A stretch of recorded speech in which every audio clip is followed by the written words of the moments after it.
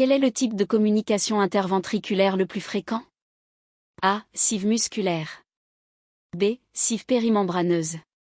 C. Cive supracristal, d'admission. D. Cive doublement programmée, doubly committed. Réponse B. Cive périmembraneuse. Un nourrisson de 4 semaines présente un souffle holosystolique rude, perçu au mieux au niveau du bord inférieur gauche du sternum. Quel est le diagnostic le plus probable? A. Communication interventriculaire. B. Communication interauriculaire. C. Persistance du canal artériel. D. Coarctation de l'aorte.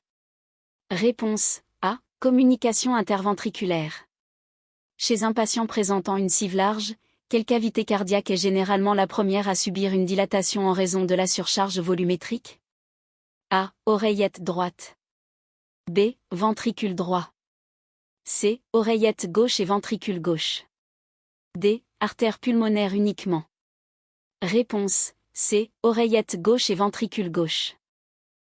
Quelle est la principale conséquence hémodynamique d'une petite cive dite restrictive? A. Développement rapide d'une hypertension pulmonaire. B. Cyanose à la naissance. C. Gradient de pression élevé entre les ventricules avec un shunt minimal. D. Shunt droite-gauche. Réponse C. Gradient de pression élevé entre les ventricules avec un shunt minimal. Proposition décrivant le syndrome des enmangés dans le cadre d'une cive non opérée. A. Fermeture spontanée du défaut. B.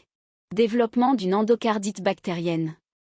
C. Inversion du shunt, droite-gauche, due à une hypertension pulmonaire permanente. D. Développement d'une insuffisance aortique. Réponse C. Inversion du shunt, droite-gauche, due à une hypertension pulmonaire permanente. Quel signe CG est le plus caractéristique d'une cive large avec un shunt gauche-droite significatif? A. Déviation axiale gauche isolée. B. Bloc de branche droit. C. Hypertrophie biventriculaire, phénomène de Katz-Wachtel. D. Allongement de l'espace PR. Réponse C. Hypertrophie biventriculaire, phénomène de Katz-Wachtel. Une cive par malalignement est le plus souvent associée à quelle cardiopathie congénitale complexe? A. Transposition des gros vaisseaux. B. Tétralogie de Fallot. C. Anomalie d'Epstein. D. Atrésie tricuspide. Réponse B. Tétralogie de Fallot. Quel est le traitement médical de première intention pour un nourrisson présentant une cive large symptomatique, insuffisance cardiaque congestive? A. Bêta-bloquant. B. Diurétique, exemple. Furosémide, associé éventuellement à des réducteurs de post-charge. C. Digoxine seule.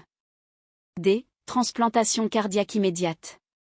Réponse B. Diurétique, exemple. Furosémide, associé éventuellement à des réducteurs de post-charge. Où se situe anatomiquement une cive supracristale? A. Près de la valve tricuspide. B. À l'apex du cœur. C. Sous la valve pulmonaire. D. Au milieu du septum musculaire. Réponse C. Sous la valve pulmonaire. Par rapport à la population générale, quel est le risque majeur de complications pour un patient porteur d'une petite cive restrictive? A. Insuffisance cardiaque. B. Endocardite infectieuse. C. Syndrome des enmangés.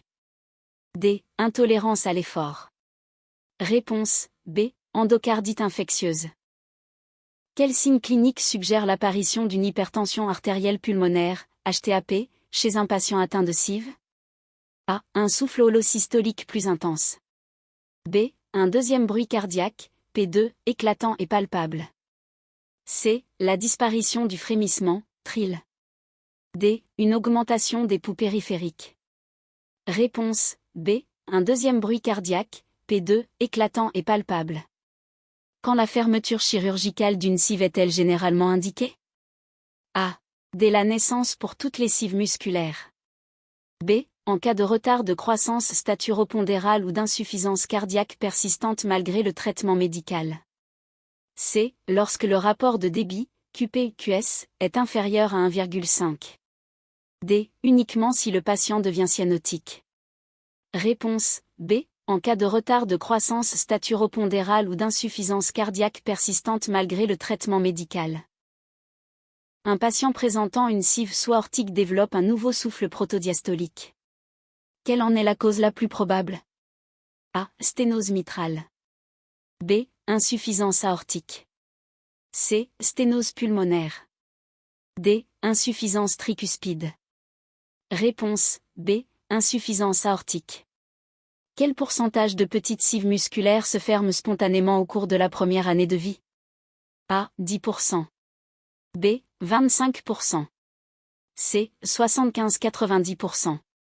D. 5%. Réponse C. 75-90%. Sur une radiographie pulmonaire, quel élément ne constitue pas un signe typique d'une cive large avec shunt gauche-droite? A. Cardiomégalie. B. Hypervascularisation pulmonaire. C. Cœur en sabot.